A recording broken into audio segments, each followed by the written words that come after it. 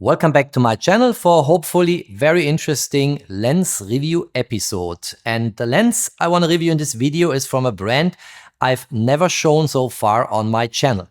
And it's called Thypoch. You see it here. I hope my pronunciation is correct. If not, I apologize. I will call this Thypoch throughout the video. If there is a better way to say it, let me know and drop me a comment.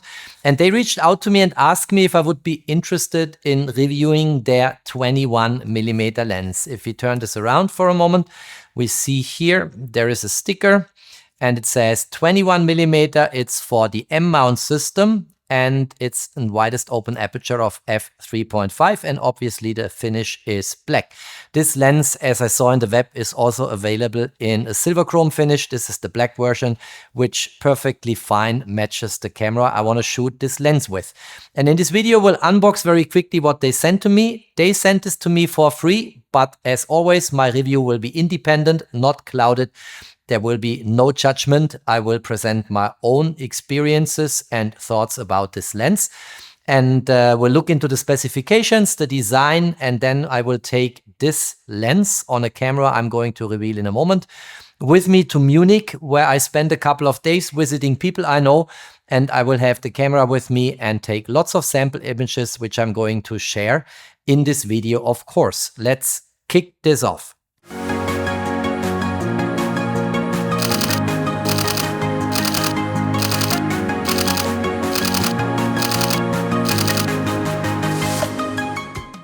If you have not yet subscribed to my channel, please do so. Subscribe, hit the notification bell, support my work.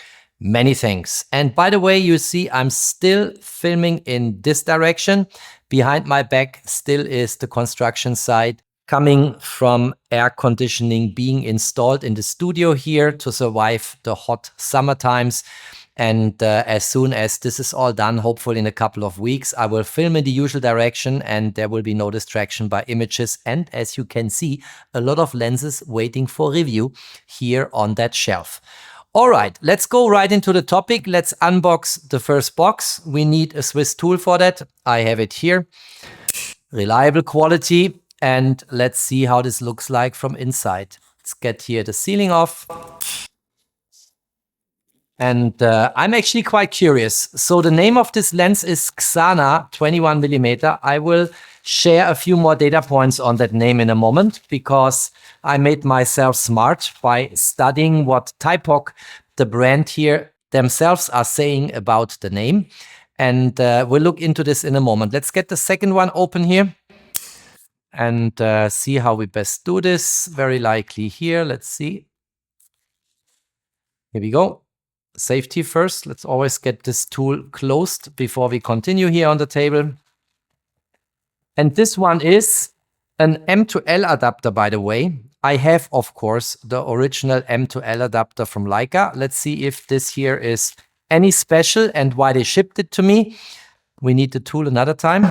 I just see it here. Let me go in that. From behind the camera, always a bit difficult, and I don't want to hurt myself.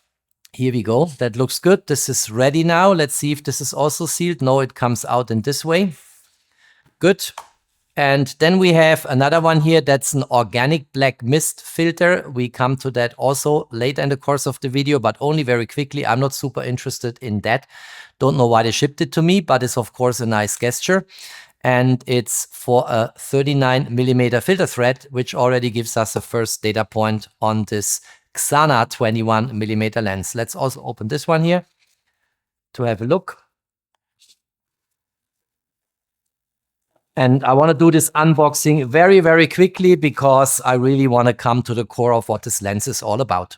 All right, I cleaned up the mess in front of me on the table so we can focus for a moment on the lens itself. And the packaging looks really good. It looks posh. It looks valuable. I think I like it. It looks like there is significant gear inside here, which really matters. So let's open this. And here we go. Some powder to keep it dry. A user's manual. Small. And you need to use your smartphone and scan the QR code. But I have all the data points for you already available. No problem. We can probably get rid of that. And here's the lens. And even wrapped in plastic, it immediately feels valuable. Very nice. I don't think there is anything else in this box here. You see, this is empty, so we can also put this aside and focus purely solely on the lens. Nice. This is a full metal construction. Very nice lens cap here. Let's get it off. Look at that. I like it. Full metal, Thypoch, actually written, engraved Thypoch on the lens cap. Then we have the lens here, and if we read inside, it says Ksana, widest open is an f3.5, 21mm. It's an aspherical lens. We saw before, based on this little gadget here, that the filter thread is 39mm, and it talks about epoch coating. And here's the brand name Thypoch. Very nice. I think the build quality immediately is convincing when you have it in hand and feel it. Here is the protection cap at the back side. Look here, tiny little optics, shiny metal. Very nice, looks really good to me. Let's see what we have on the lens, what we can turn. This is a focus ring here. Interesting, let's have a look at that. So here's focus at infinity. And the distance scale is in meter only, no feet. And this is infinity. And then you can focus here. And you can focus all the way to 0.5 meter, which is the minimum focusing distance of this lens. Very nice. And there is a little resistance here at 0.7 meter, because 0.7 meter is the closest distance you can have if you want to focus with an optical rangefinder. Here, between 0.7 meter and infinity, you can use optical rangefinder to find focus. Then from 0.5 meter to 0.7 meter, you will rely on LCD or VisoFlex, or you shoot this lens on the newer Leica-M EV1, which has a built-in OLED viewfinder. Very nice. There is this marker here, which you also find on newer Leica-M lenses, where the minimum focusing distance has been reduced from 70 centimeter to 40 centimeter, 45 centimeter, what have you. And we find this little point of reflection. That's how I would call it also here. It comes to natural stop. See me, I turn it, and then here there is resistance. I have to give it a little push, and then it goes beyond and goes to a minimum focusing distance as close as 0.5 meter. Quite nice. Here we have an aperture ring, and it's very easy to turn it. Widest open is an f3.5. And then we can turn it and can stop down all the way to f22. And what I really like are the clicks in between. Listen to the sound.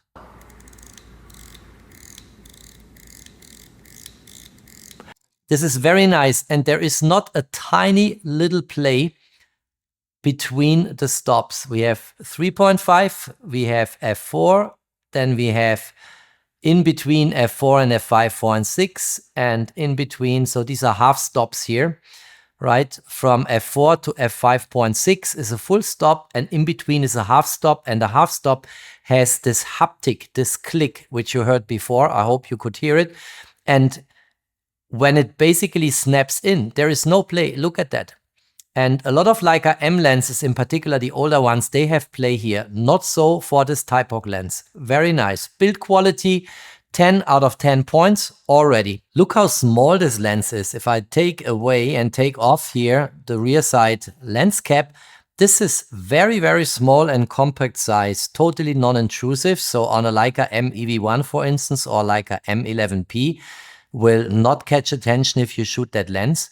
And despite its full metal construction here, including the lens cap, by the way, we have only 131 grams. So this is quite okay, and really will not contribute a lot to form, size and shape of a camera. Very nice, and 131 grams is also a nice data point despite a full metal construction here. The optical construction of this lens brings 8 elements in 6 groups to the table, and among these 8 elements we have one aspherical element, which we saw here when looking inside the lens.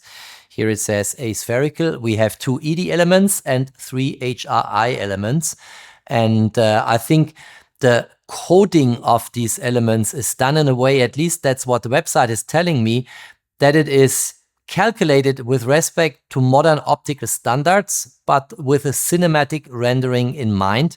And I'm really curious to try this out now. And the areas of application, of course, are architecture, street, documentation, and travel photography, what have you. And with the minimum focusing distance of 0.5 meter, I didn't find in the specs what the maximum magnification is. You can very likely also shoot product. So let's see. I'm curious to try it out, and we'll come back with lots of sample images from Munich, of course. Let's now have a look at the M to L adapter. And I was, of course, kidding when I said, let's see if there is something special about this adapter here and why they shipped it to me. They shipped it to me because I told them that I love to shoot Leica-M lenses also on my Leica SL3.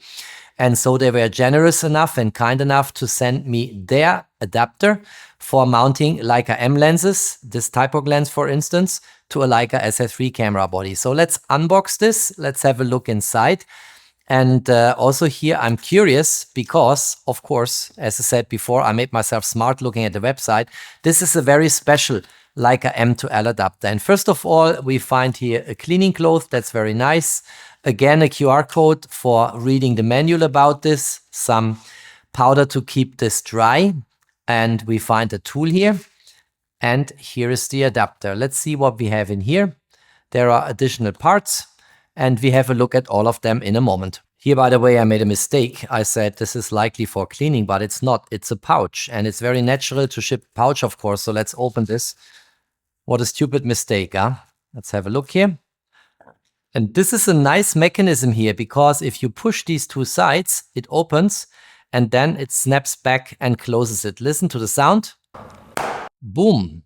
Opening it and boom. And in this way, you can store securely the adapter. Let's see if it fits inside. And if it still closes in that nice way. Sound. No more sound. Come on, give me a sound. No longer making sound, but securely stored. And that's a pouch, of course, not for cleaning. I was too fast and made a stupid mistake. Let's get this out because we want to have a closer look at the adapter and at the additional things I found in the box, like the tool and the spare parts.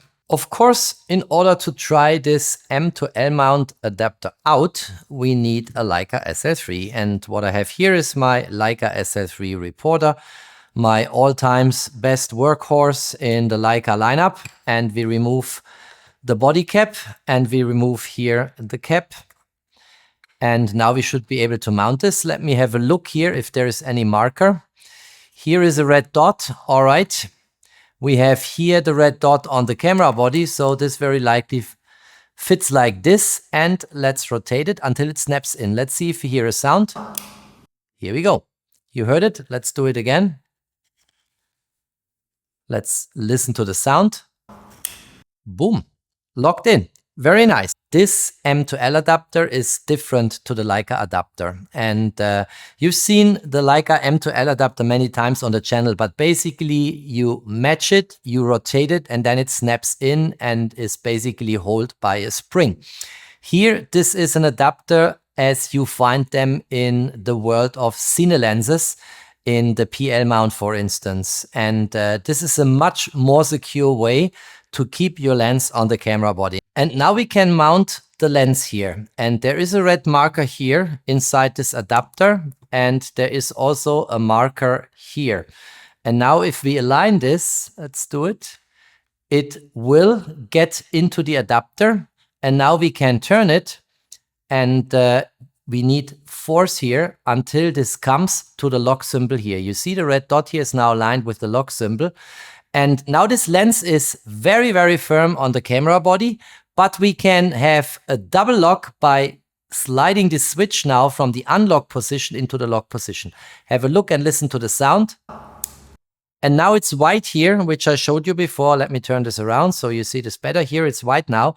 And now it's completely locked, or we could call it double locked, because we already mounted it before by turning this ring here into the lock position, but here is the additional lock switch. And now this can no longer turn back. See, I can not get this back because it's locked. And this, of course, is a very secure way, people know from the cine lens world, to mount a lens to a camera body. And in my opinion, it looks really good also in terms of proportions. I really like it. Let's quickly talk about the additional parts we have here, which I showed when unboxing the M to L adapter and the 6 screws we have here. And we see on the camera body that we have these, let's call it handles, this one and this one. And some people might not like that, so you can unscrew this and replace it by just this part here. And it has some texture here, so you can also use this for turning it. And I personally don't like these very much, so I will replace them now live in front of the camera, so you see why these parts have been included in the box. The tool for changing these parts was included in the box, and we need 4 screws here to get these parts mounted later on. We have 4 screws here, and on the table we have 6 more, so we have a lot of spare parts. If these screws, let me show them again into the camera, they are often very vulnerable if they get damaged over time if you do this several times. But I want to remove them permanently, so let's go in here, and I think it's better to do it this way. I just realize, let's see, then we can do this much quicker. You see? Now this is going much better. I come to screws more in your field of view in a moment. This is the first one, not yet removed. Here we go. Now it's out. We place it here. We have another one here. Let's do this a bit quicker. And then we can remove these handles by a curved part, which then perfectly fits into the adapter. See here, that's the second one. This one is coming off immediately. You saw it dropping off. And now let's get another one in here. And let's screw this on. Look, this looks much better in my opinion than with these handles. And you still have the grip finish here, which will help you to turn the ring. I'm not a mechanic, but I think the best way to do this highly likely is to get the screws just in here. This is one screw. Then let's get the second screw here, in here. Then we fit it on here. And then this should go pretty easy. Let's see. Here we go. Now we need the tool again. Let me turn this a little bit. Maybe you can see it better then. Here we go. It's working very well. So this one is almost done. Here we go. Now we can screw this. And then we have one part replaced by a part with much better aesthetics, in my opinion. Yeah, not overdoing it. Sits very nicely. Look at that. I do it now for this one too. I will not record it live here because that's kind of boring. And then I come back with the final result. I just removed the second part here and I wanted to quickly show you. And look at the perfect build quality, how this is done. It's the perfect fit. I think the build quality of this lens and the attention to detail is absolutely phenomenal. The job is done and it looks really much better than having these handles here on the side. If you look at that, I really didn't like that. This way it's much better, and you see this is perfect. As I said, in terms of build quality, looks really good, and you have this type of grip texture here, which you can use to turn it. Now it's locked, of course, so I could not turn it, and then the functionality is the same, but with a better aesthetic design, in my opinion. Now the spare parts I put in my Leica box here. I have all kinds of spare parts here. Let's get them inside. We have 6 spare screws, which we can use if one of these screws does not work as proper as it used to work at the beginning. And then we can close the chapter about this adapter. Want to quickly turn on the camera, show you how it looks like in live view. And then I will show you which camera I actually would like to use to shoot this lens. Originally, I planned to do it with the Leica SL3 or the Leica-M EV1. I think it was very kind and generous of them to send me this adapter for free, because I told them I shoot Leica-M lenses frequently on Leica SL camera bodies. But I want to try out something totally different, hopefully surprise you, and hopefully also get some nice results when I shoot this lens in Munich very soon. Alrighty, let's get the lens cap off. Let's switch the camera on. And what we should not forget now is, if we want to use in-body image stabilization, we need to tell the camera what focal length we are shooting with. So I go immediately, so that I don't forget it and rely on longer exposures handheld and the camera will handle it, I go directly here into the camera settings. That was one step too far. And in the camera settings, we can actually go to lens profiles. And this is currently off. And now we go to other lens. And here at other lens, we choose 21mm. And that will tell the camera what focal length this lens has, and then in-body image stabilization will work in fully effective and efficient ways as if this would be a native Leica L lens. So let's choose it, and we see it now here basically specified 21mm. In live view it doesn't show me that, it shows me that I have not cropped the sensor here. But if I go into the status screen, it shows me here 21mm, so I can check that the focal length I've chosen in this menu setting for in-body image stabilization is indeed what the camera now recognizes for making in-body image stabilization fully functional. And now we have Jennifer here.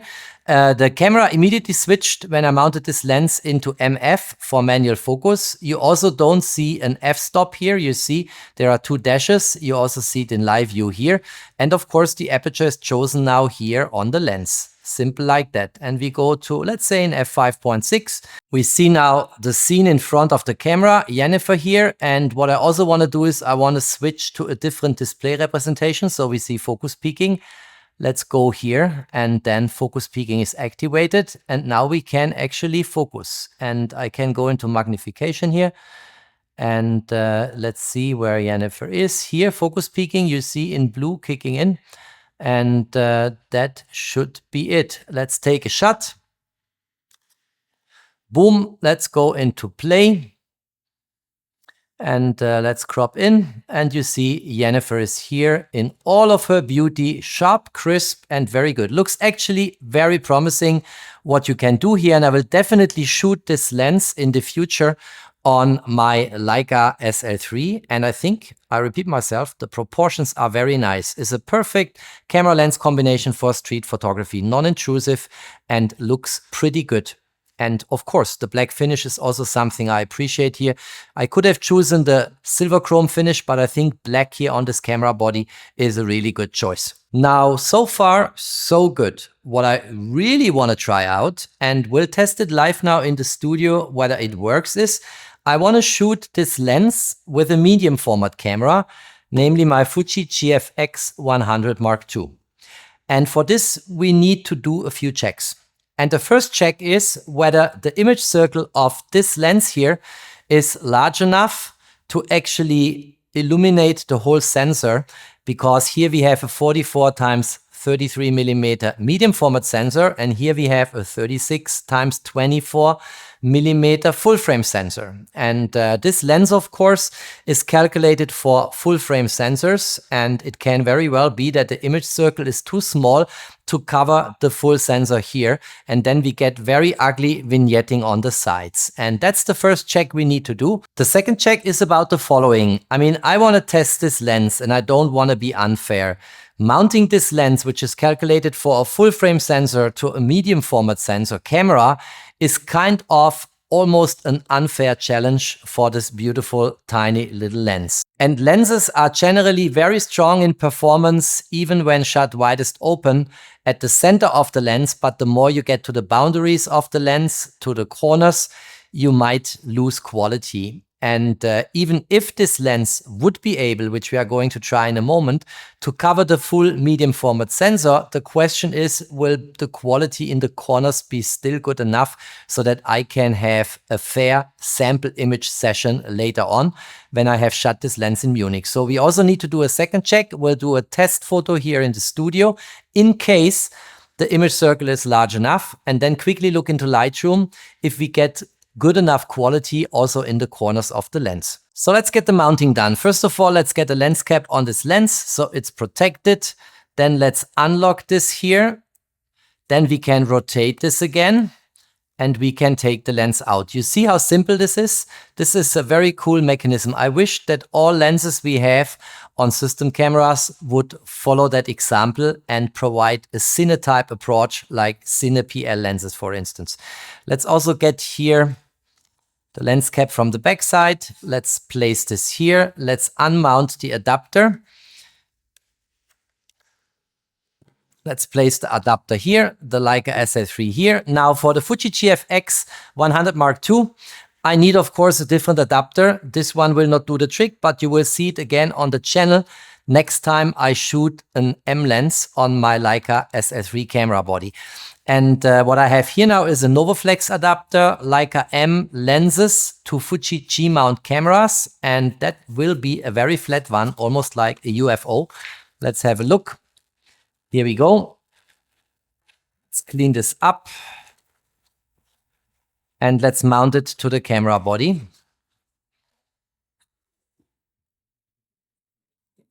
Here we go. Now let's see. Here we have a red dot. Here we have a red dot. So very likely we need to align it in this way here. Let me carefully do it. Here we go. And now we need to rotate it. Let's see if it clicks and snaps in.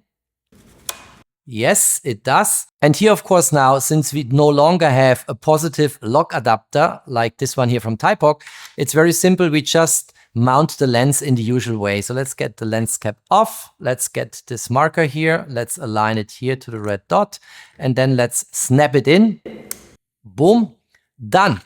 That's it.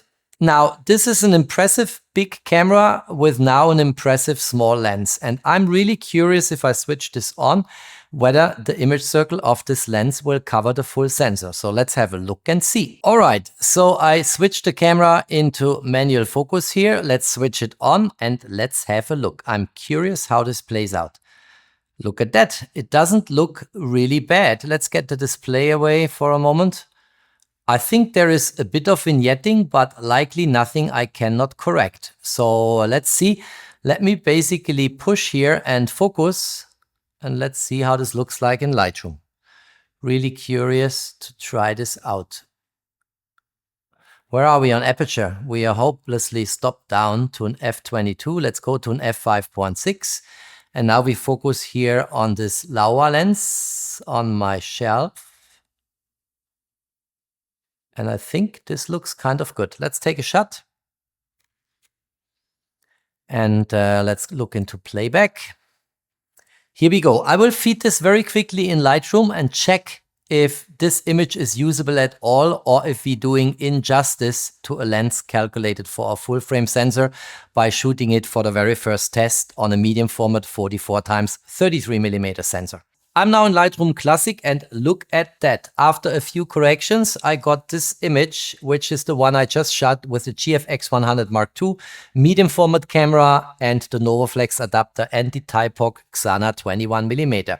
And it looks kind of usable to me. Of course, discount the image quality around the TV here, but look at the lenses here on the shelf, the flashes I need to review for the channel. The filters here, this looks all really good. In the foreground, of course, everything is not so sharp because I was shooting at an aperture of f5.6. That's a depth of field thing which is going on here. But also here on my printed image looks really, really cool, except, and that seals my decision to actually shoot this lens for the sample images for this video with the Leica SL3 and not the medium format camera. If we go to the boundaries here, you see image quality is deteriorating. And that's also what I see here. So it would not be fair for a first time presentation of this lens to shoot it on a medium format sensor where it suffers from quality in the corners and where it says explicitly in the specifications that it is calculated for full frame sensors. So I think we closed the chapter around the Fuji GFX100II, but at least you get some indication. If you are happy to make some compromises, you at least get the full field of view here, and the coverage is almost perfect, not fully perfect, because here in the corners you still have, even after post-processing, some vignetting going on. Look here, I was not able to get this completely out of the frame, but I could of course crop a little bit in, still preserve way of more than 60 megapixels, and then the vignetting is gone. But I think the quality also deteriorates in the corners. Look here. I like the picture here much more than I like it here. And the same applies here to my New York shot.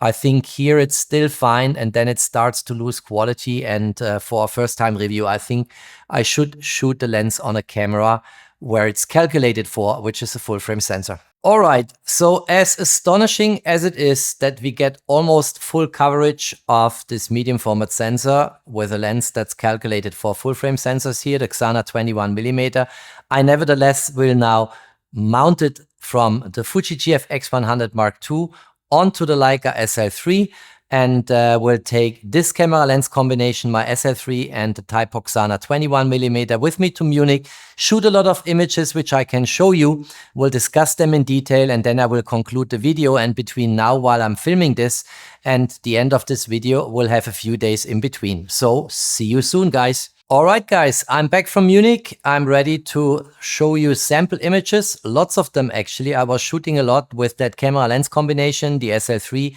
and the Thypoch Ksana 21mm, but I want to add, before we go into Lightroom Classic, one remark, and that's about a pragmatic approach to lens caps. And if you look here, the Thypoch lens cap, as posh and full metal as it is, comes off way off too easily in my opinion. Look here. I almost need no force to get it off. This is very, very easy to slide off the lens, in particular if you carry the camera in a backpack. It's the same of what we have on my beloved Sumaron 28mm f5.6. Look at that. Way off too easy how it comes off. And if you have the camera like me sloppily in a backpack, then very often the lens is not protected. So my solution of this was the following. I basically left the Thypoch lens cap in Switzerland before taking off to Munich and used a 39mm clip-on lens cap from Leica. And if you look inside here, that's an E39, if you see this. And this should perfectly fit on the 39mm filter thread here, and it did, and that's the way I transported the camera. Have a look here, and this is now much more solid. It doesn't come off easily, and I can easily carry it in my backpack without getting concerned that the lens might not be protected. So this is the posh one, the nice one, the full metal construction, but the more pragmatic lens cap is this one, and at least I wanted to share with you. And now let's go right into sample images. All right, now I want to walk you through sample images, and let me make this remark up front. I was super positively surprised. My expectations for a lens, which you can purchase, if I'm not mistaken, for around $440 US, were not super high. So I was not raising the bar very high. But what I found when looking into the footage was quite amazing. And I will very likely not go through all these 94 photos and skip a bunch of them. But I want to show you what I captured, and also want to point out certain things concerning the lens. And I was taking photos in Munich, so this is one of the big hotels here. I was on the other side of the street, but this is all pretty good footage. Look at that here. The people here captured, this is all very nice. And as I said at the very beginning, 21mm really is a focal length I appreciate. One of my most favorite lenses at all times is the Super Aposumicron SL from Leica with 21mm focal length and the widest open aperture of f2.0. So I really like the 21mm field of view. Look at that. And it's all very wide. If you look here, this is of course now portrait format. And this again is then landscape orientation, but it is really good what this camera lens combination was delivering here. And this is shot at an ISO of 12,500, 1/500 seconds. That's kind of the shutter speed I locked in at first, 1/500 seconds. Then I went for 1/400 seconds, then for I think it was 250 seconds, in order to freeze motion of moving subjects, most of the time people. But it looks all really, really good if I go through these images. Here, one of the big jewelries in Munich, Wempe, they have Rolex, Patek Philippe, everything. Look at the guy here crossing the street. This is all coming across in a very, very nice way.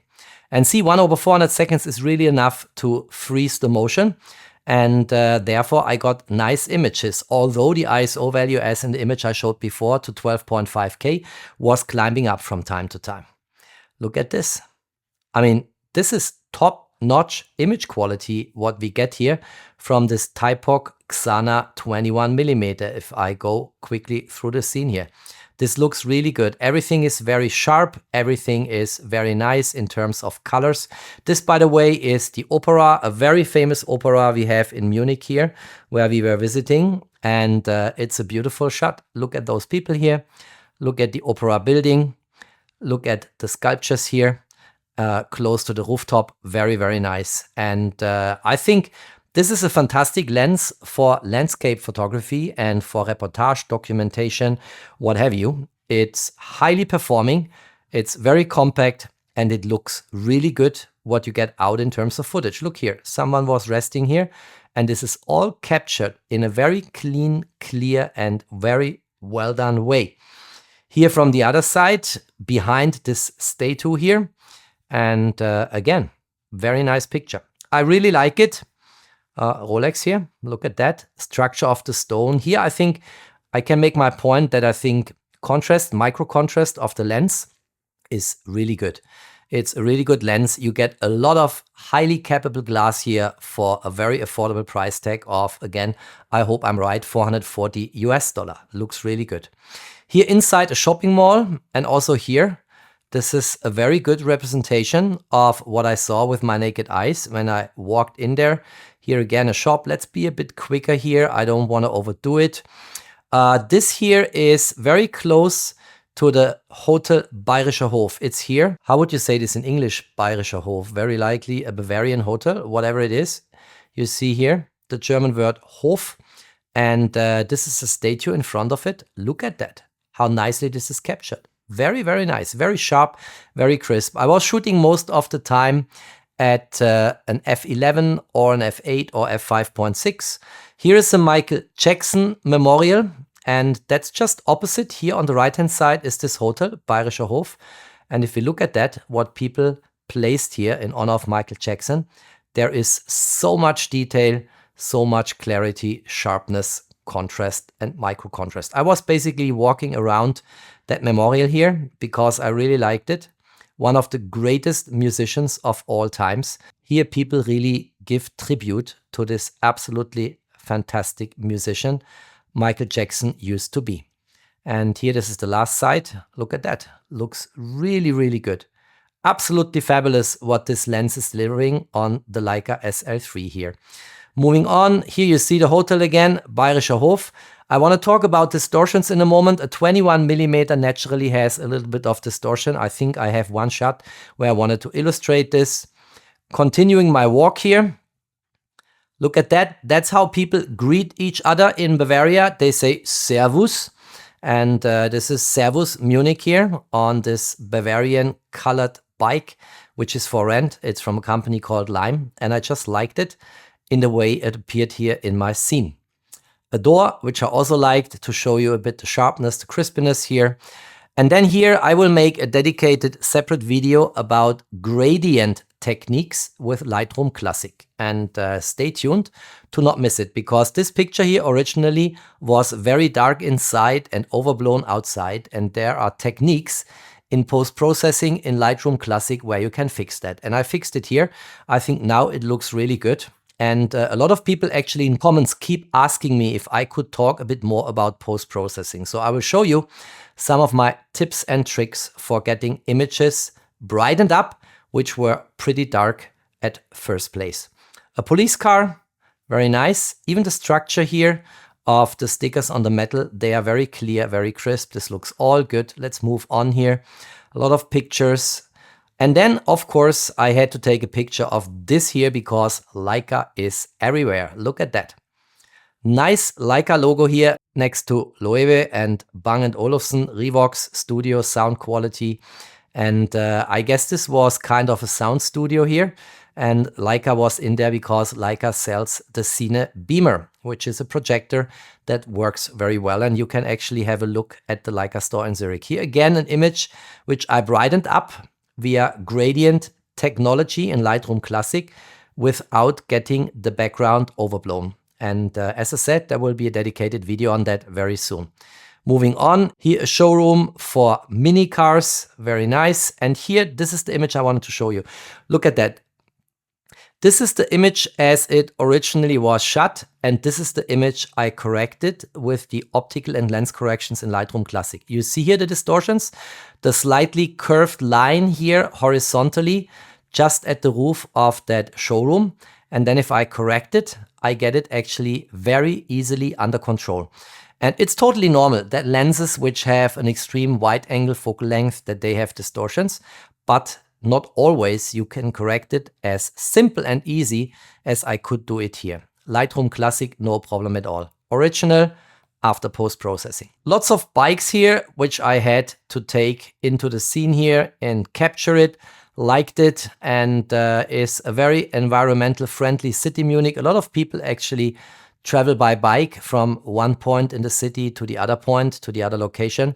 And since traffic is awful in Munich, that's at least what I observed, it's a much better idea to borrow a bike or own a bike and actually get the distances done. I like these two old ladies here. I was actually sitting here, basically at the bottom, if you go outside of the frame, and having a cup of coffee. And these ladies, in particular this one here, I found them so elegant. Look at that. And look how this is captured by this camera lens combination. Absolutely fabulous. Really nothing to complain. Buildings, Munich City. Here was a door which led to an employee staircase down here, and I just wanted to take that shot. Again, with 12,500 ISO, and high ISO values are just not really a challenge for a Leica SL3 sensor. Look at that. All nicely captured. Noise hexed away. Look here at the surveillance camera, and it looks pretty good. Oh, this one, exactly. This one I wanted to show here. Sorry for flipping forth and back. So here I was standing exactly in the corner of that courtyard. And you capture in the diagonal field of view about a little more than 90 degrees. And I think in the horizontal, it's between 80 and 90 degrees. So this lens is wide enough that if you stand in a corner, you capture kind of everything that's in front of you. And that is very nice. I really like that. And here on this particular location, with this occasion, I wanted to show that. Here, a restaurant. This is a fantastic steakhouse here. It's called The Grill. I was not there this time, but I remember that in the past I visited that steakhouse, and it's absolutely mind-blowing, fantastic meat you get here.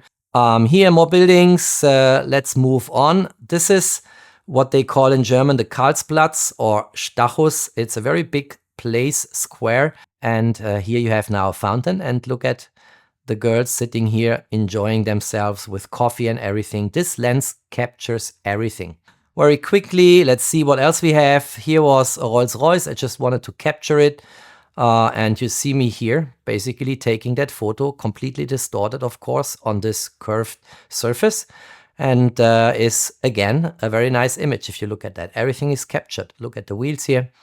There is not a single detail which this lens will not capture for you. Nice buildings here. Generali, big insurance company. Hofpfisterei is also very interesting because that's a bakery. And people in Munich swear that the best bread is always from this company here, Hofpfisterei. Here we have a kiosk. Look at that. You can read the postcards. Everything is there. No problem at all. Here I was, and that's interesting. I was just having the camera sloppily hanging down on my arm and passing by that guy. I didn't want him to catch attention that I'm taking a photo, and I was just shooting him. And then I corrected a bit in post-processing, and that's the result. And it looks very nice. Here, a big multiplex cinema, also nicely captured. Let's move on. Here I captured another lady by just not getting attention to me shooting this scene. Big squares. Here we were, I think, in the neighborhood around the main train station. Is a very Arabic environment. I like that. I like the food. I like the people. Look at that. Looks good. Alibaba is the name of the restaurant here. Liked it a lot. Here, another indoor shooting in a passageway, which I liked. Old hotels, probably not a hotel I want to spend the night in. Then fruits and veggies. Look at that. Look here again at micro contrast and contrast. Looks absolutely fabulous, amazing. Look at that. And by the way, it's corner to corner. Look here.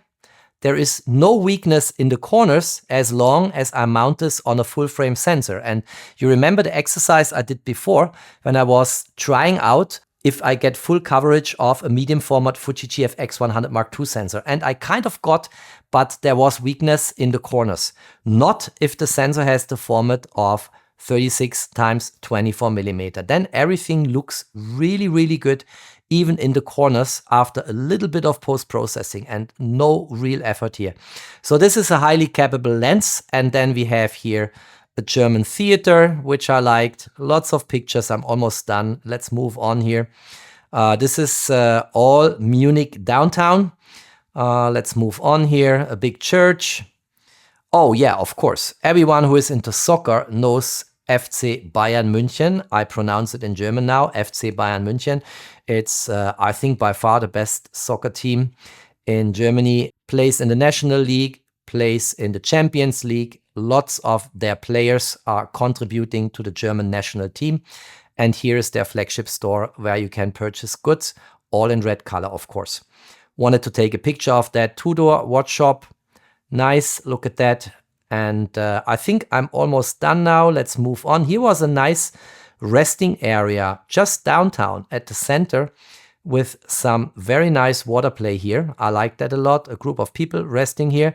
Look at that. They're all nicely captured. 1/250 seconds. If the movement, the motion of these people is not super fast, you will freeze it and everything in the scene will be sharp and in focus. Big churches. Look at the proportion between people and that church door. Wow. This guy here I also found interesting, so I took a picture of him. He didn't notice. He was so much glued to his smartphone that I could take that picture easily. Liked it. That's what street photography is all about, right? If you walk around with a camera lens combination, you just see something that's interesting, you try to capture it, and you like it and enjoy it later on. More of these images. This is, I think, the most famous place in Munich. German word is Marienplatz. It's about the Holy Mary. And I think here we see the back of the Holy Mary. Let's see if we get it from the other side at a certain point in time. And no, I'm not sure. Here it is. So you see, this is Holy Mary with the Jesus baby in her arms. And she's kind of protecting Munich and making sure people live in harmony and peace here. Another indoor shot, again, nice, detailed, all good. All right, I wanted at least to provide a few examples how it is shooting this lens widest open, because in the city, as I said before, I was always stopped down to at least f5.6, if not f8 or even f11. And here I was now shooting in a hotel where I had a break, resting with a zero Coca-Cola. And basically sitting down for a moment. I was taking that shot widest open at f3.5 and at the minimum focusing distance. And clearly, the Ksana 21mm is not a lens you would use a lot for close-up or macro shooting, because that's just not what this lens has been made for. But I wanted to show you how it is shooting widest open. And what you see here, there is actually, it's by the way, a 12,500 ISO indoor shot again. There is a separation between foreground and background at the minimum focusing distance, because if you look at the background, you get a nice blurriness. And if you look here where the focus was sitting, manual focus, of course, it was pinpoint sharp. Here, the same image again, where you see the same. And then here, I was actually buying new sneakers and I fell in love with these sneakers. So they have in Munich, very close to one of the locations I was taking photos of, a New Balance flagship store. And I like the color. It's very fresh for summer. And I was shooting here at an ISO of 400. I think this is the best shot here I took. And this is at the minimum focusing distance, cropped in post-processing. And you see in the background, you have a nice blurriness and a nice separation of the New Balance sneaker in the foreground from the blurry background. And what you also see, it's pinpoint sharp. Look at that. The sneaker is brand new, but is already full of dust, although not worn at this point in time. And all the details, the structure, the pattern on the shoe, everything is visible and is just very nice. And this was shot at an ISO of 800. And what you easily can do at a Leica SL3 is underexpose. So I did the same shot again with an ISO of 100, and that's now the native and base ISO of the Leica SL3. And then I corrected via the exposure slider in post-processing in Lightroom. And now the shot looks even better. Look at that. Fantastic.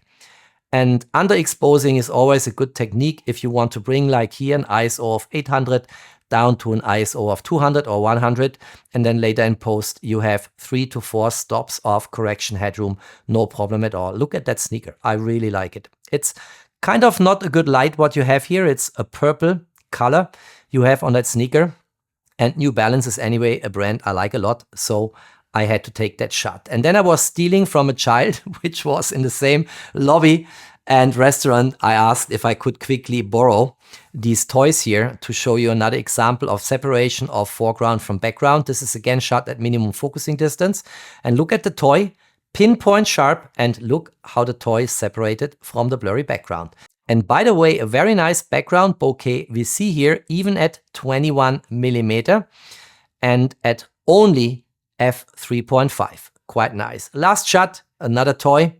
I think this is from a TV sequel which is called Paw Patrol. It's a whole brand and I liked this dog a lot. And look how this dog is represented here and how nice. This is the reception desk of the hotel with people working here behind the desk on the right hand side. And look how nice the background is blurry and the foreground where the Paw Patrol dog is sitting is nice, sharp and in focus. With this, let me conclude the video. All right, that's it. That's all I wanted to say and show. I hope you liked the presentation. I think this is a really good lens. I like it. The price tag is $440 if I'm not mistaken. So a very affordable lens compared to similar lenses in the Leica M lineup. And I think the image quality is good. The design is really good. The handling is really good. This adapter, by the way, which I got as an add-on, is really good. And I like it a lot. Cine type style, positive lock adapter. I think that's what people call these type of adapters. And overall, I'm very happy with my session with that lens. Many thanks again for Thypoch for sending it to me. And what I didn't review in this video is the filter. I think I spoke about black mist filters a couple of times on my channel. I don't really need that. If you open it, it's a small filter which you can basically mount here onto the filter thread, and then you get a bunch of effects I've talked about a couple of times on the channel.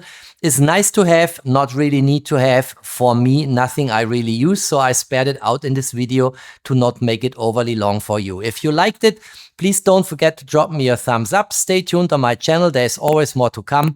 Thanks for watching. Stay safe and healthy, and of course, peace out.